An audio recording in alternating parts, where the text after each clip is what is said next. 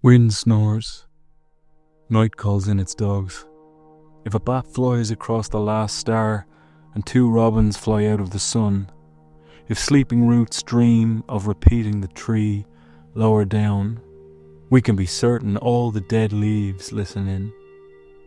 But not for anything new, for merely once more, for air-veined and bird-winged as Orpheus again, his latest apparition, singing his way out of hell, disguised as merely ourselves.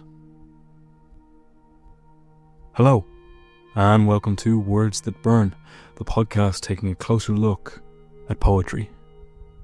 This week's poem is Spring Song by United States poet Reg Saner. We've just entered spring at the time of recording, and I thought that this poem would be appropriate and timely to cover some of the most fantastic spring poetry I've ever heard.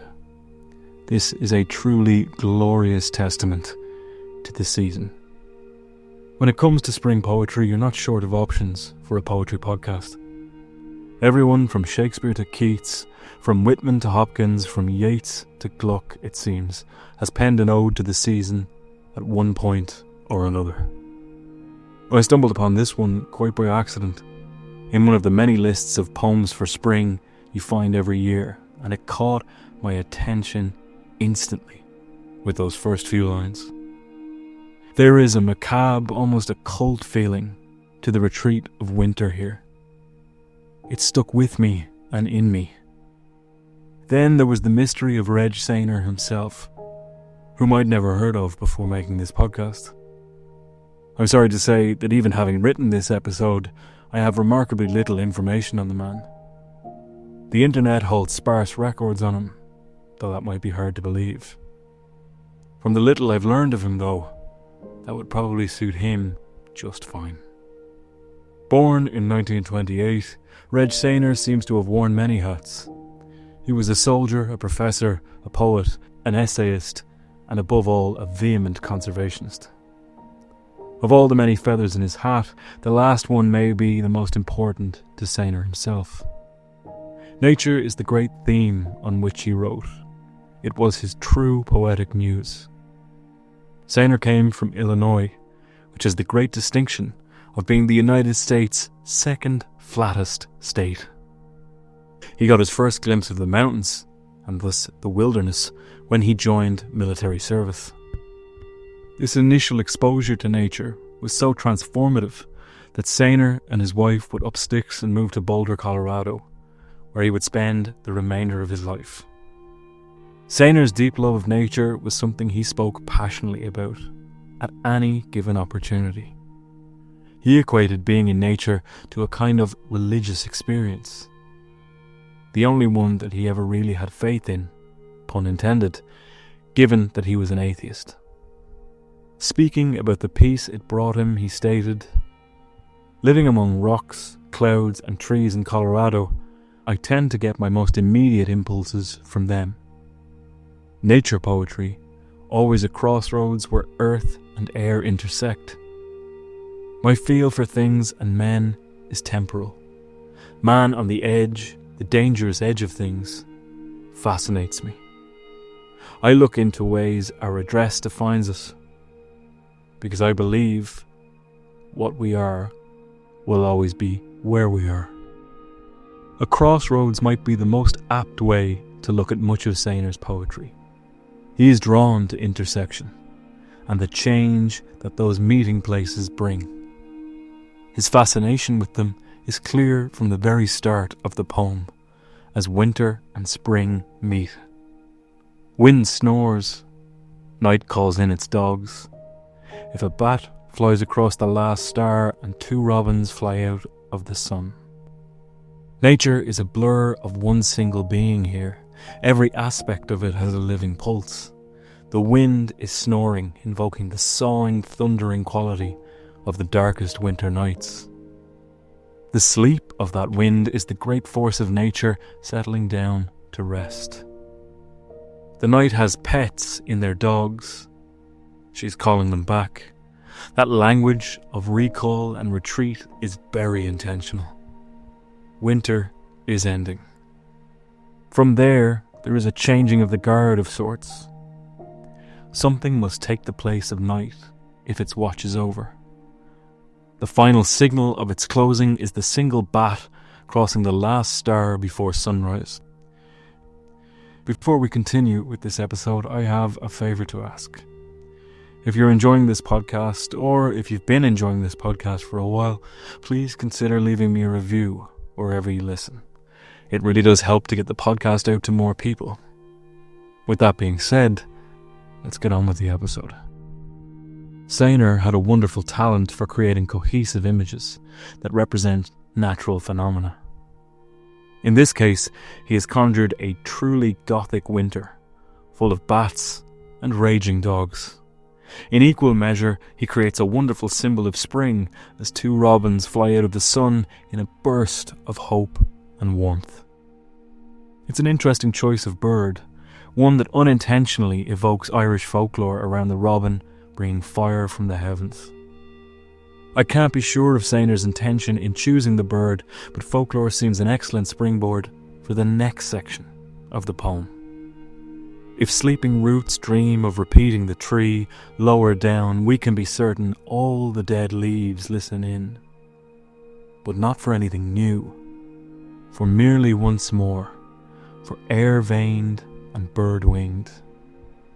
Abruptly, the cyclical nature of the seasons becomes the focus of the poem. Abandons the binary night and day, shifting instead towards the idea of an ancient recurrence. The roots of a tree are given a kind of sentience here. They, like the wind, will sleep now. They dream of repeating the tree as an elegant and simple way to remind the reader of the shed and sprout cycle of many trees throughout the years. Saner writes that lower down we can be certain all the dead leaves listen in. I get the distinct impression they are listening in on the dreams of the root.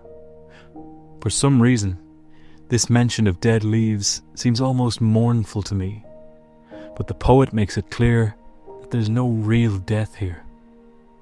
The listening of the leaves is, not for anything new, for merely once more. The trees and their components know that this too will pass and come again. Then comes what I consider to be the most beautiful image of the poem. Saner describes the change of the seasons and its eternity of changing as air-veined and bird-winged. There's no real logical reading to be given here other than the fact that I think it's a beautiful piece of verse that encapsulates the hope and radiance of spring. It is poetic beyond logic and does not need to be fully understood to be stirring. It is something swift and breathing, a living, feeling thing like every other part of the poem. Saner creates his own perfectly fitting words for this, fusing things together to put across his meaning just right. As I said, there is an ancient, almost eternal feeling to the whole scene. Saner always looked at nature as the greatest record of time. That record was, by its sheer length and breadth, humbling for him. Saner stated that mountains were time you could see. When pressed on that idea, he stated, "Dawn time fascinates me, and the Colorado I love looks like time petrified. Darwin's enormous quantities of time." The cyclical quality of less formal belief systems echoed in Saner's poetry. His eternal nature scene references the concept of cyclical time so often found in mythology, from the ancient Greeks to the Celts to the many myriad tales of African folklore. This mythological callback is fitting for the final section, as he evokes one of the most famous poetic figures in myth to close his verse, Orpheus. As Orpheus again, his latest apparition singing his way out of hell, disguised as merely ourselves. In these lines is another elegant recognition of the paradox of change and recurrence. Saner's Orpheus has returned again and the phrase latest apparition implies in some way that he bears a new form. Orpheus, of course, is returning from hell, or in this poem, emerging from the depths of winter into spring. The final line of the poem, disguised merely as ourselves, is one of my favourites, as it reveals that there is not one of us who doesn't sing, or at the very least hum, when we recognise the first hints of spring, with the sun on our faces and the buds gracing the trees. Reg Saner's Spring Song is a brief but teeming ode to the season of relief. I think the language and the reverence in his words is a testament to a poet who dedicated his life to nature and the hope that people would see it with the same awe that he did. Saner's impact on poetry was incredibly significant in the 1980s, with many poets of the time lauding his work. He was, after all, the inaugural recipient of the Walt Whitman Poetry Prize. Reg Saner walked away from poetry in a sense, embracing the essay as his preferred form of veneration for nature, especially as he got older. Personally, I think that might have been a great loss, as there is an unmistakable feeling of folklore and vibrancy in his poetry. There is an ineffable quality to the language he conjured to put across how he felt. That quality is never more present than in this poem. Whether or not he'd be happy to be remembered as a poet, I can't say, but I hope he wouldn't mind that I made this episode about his spring song, and that I'll probably read this beautiful little love letter over and over again as the season comes in. An annual tradition for each spring. What did you think of this brief but beautiful poem? As always, this is my interpretation, and I'd very much like to hear yours. If you'd like to get in touch with me, there are a few ways to do so. You can reach me directly by email at wordsthatburnpodcast@gmail.com. You can follow the podcast on Instagram at wordsthatburn, or Blue Sky at wordsthatburn. I'm also on TikTok at wordsthatburn2. If you'd like to read the script for this week's podcast, complete with citations and sources, you can check the Substack link in the description. If you enjoyed this episode or know someone who might, please consider sending it to them directly or leaving me a review wherever you listen. Words That Burn is written and produced by me, Benjamin Colopy. Thank you for taking the time to listen to the podcast once again.